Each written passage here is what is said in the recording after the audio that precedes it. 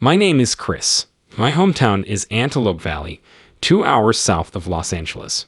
My granny informed me when I was 5 that my dad left because he didn't want kids. I was born to my mother, who didn't want a child. According to my grandmother, she started modeling at 6 months. After getting pregnant, she had the kid and interrupted her modeling career. At 6 months old, mother left me in a dumpster in a neighboring neighborhood, possibly due to postpartum depression. A neighbor heard a baby sobbing while taking out their trash. They grabbed me and said, "I recognize him. I know his mother. Why is this infant in the trash?" I stayed with the neighbor, who contacted my grandma and said, "I have your grandson right here, and I'm not letting him go anywhere until you get here."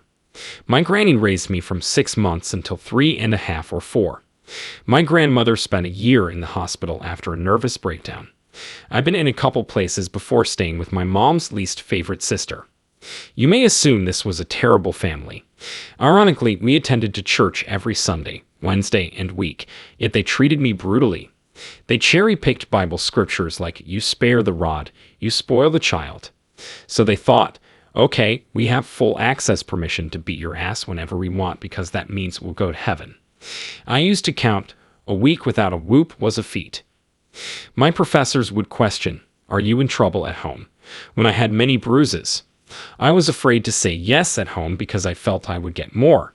Is God my fear? I was afraid of this sky God who said, "I'll kill you, burn you, and torture you forever. Your soul won't rest." I was numb from depression. I tried all medicines. I was bored with sipping prescription cough syrup every day. Well, let me drink again. Nah, bored. So I experimented. I never became addicted. I just got bored and wanted to do something different. My life is just. My family and friends left, and I have no one to rely on. I'm ashamed to ask for help. I know family doesn't want you to do anything, so I'm going to get out of here. At the train station, I timed every train. Just watching them pass by, I looked at the time and decided, okay, I'm going to choose this time and this day to jump in front of a train, and whatever happens, happens. Nothing could be worse than being here. I left after clashing with one of my only friends who knew what I was going through. I believe they followed me. I heard the honk 10 to 15 feet from the railroad track and thought, damn, my plan failed. I must now create something new. I thought she saved me or said, "Ah, you messed up my plan." I got in the car. I'm like, what the hell? Why now? When my mom calls me after all this time. I haven't spoken to my mom in years. Not sure how long. She might be calling to apologize. This could alter my outlook on everything. She continues, "I asked your granny how you got my number and she stated you were looking for me. She stated your grandmother gave me your number and you were looking for me. I called to tell you I don't want you. You're not my son, hang up." I said, okay, looked at my phone, muttered, "You never were," pulled down the window, and threw it out. I only know they turned right and continued. I saw my friend in the driver's seat and muttered, "This head smacks concrete," as I jump out of the door. I think this hurts, I thought, unsure if it hurt. I thought, oh, let me just go home, but getting up was hard. I kept hearing, "I wouldn't do that if I were you." Trying to stand and support myself was difficult. I pulled myself up with all my might, and it felt like suction coming out. I saw a body lying there and thought, that's my body. I thought, my mind plays tricks on me. Just going home. After 3 steps, everything was changing colors in slow motion. Then I wondered, how could this happen? The most powerful force you'll ever feel gave me this emotion. It was so intense that I knew it was God. Imagine being struck by lightning with every sentence and statement. My questions were answered in order. I wondered, who are you? It felt like, reintroduce myself. I am God. I'm real. Yes, angels exist. They're my gift. Want to meet? I refused to see angels because I didn't believe in them. I doubt it. It's for TV, I thought. Then this projector screen appeared, showing a prostitute walking, and he said, "Love her." I saw this guy in a suit with a briefcase, and he said, "Just straight edge, I love him." I saw a skateboarder with a joint, and God said, "I love him." He told me, "You think you're not good enough, but you are because I love everybody." He said, "I will go to the end of the world so that everyone is with me."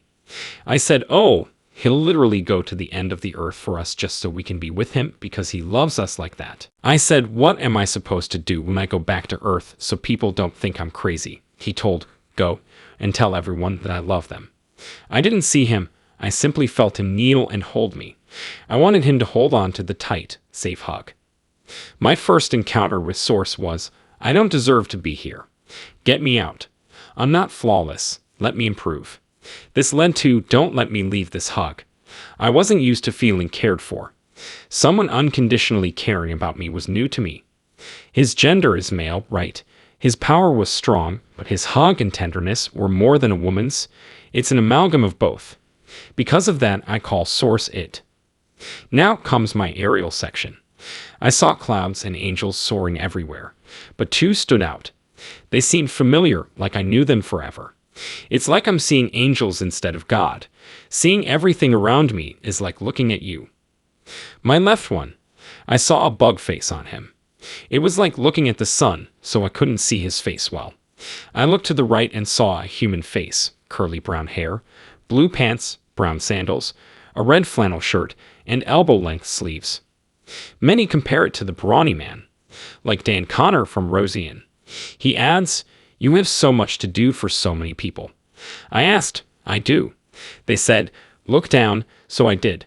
I saw my body, my companion, and the ambulances. I had a strong desire to return to Earth. The one on my left was frustrated. "Are you sure you want to go?" I suppose he wasn't mad with me, but at my life, this was my chance to scream. "Hell no, I'm out of here. I'm not going back there," but I had this overwhelming want to return. I said, "Okay, I'll go back," and it happened instantly. I woke up in the hospital 2 days later. I recall being called a miracle and told, "We thought you were dead. We didn't think you were coming back." They stated I hemorrhaged multiple times and found nothing. I left. I was brought out of the hospital to the car on my discharge day, unable to move, talk, or sense anything. The mountains, beautiful sky, sun, and horizon were perfect but different when I looked up.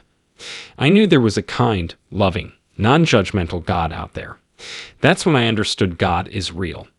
Everything changed after that. I never dreaded death again. I had to know the truth. I changed my career and death view. I worked hard in the mall, clothing stores, and other places. I started working with special ed kids because I thought they were closer to God than most. I thought special ed students didn't learn life skills, but they were so connected spiritually. I wanted to be around connected kids. Many individuals don't experience suicide like I did. If not for my experience, I would have been lost. I was lucky enough to return and tell suicidal individuals that God's source loves them and someone else loves them too. Just open your voice. Someone will assist you. The normal suicide person won't talk about it, so they'll do something. I was too humiliated to. Don't feel embarrassed. Someone cares. I constantly say that changing your thought can transform your life, your self-image, and what happens next. I think life is about experiencing, improving our souls, and making mistakes. When you move on to your next life objective, your next soul trip, you'll take the mistakes you learned from your life and be better.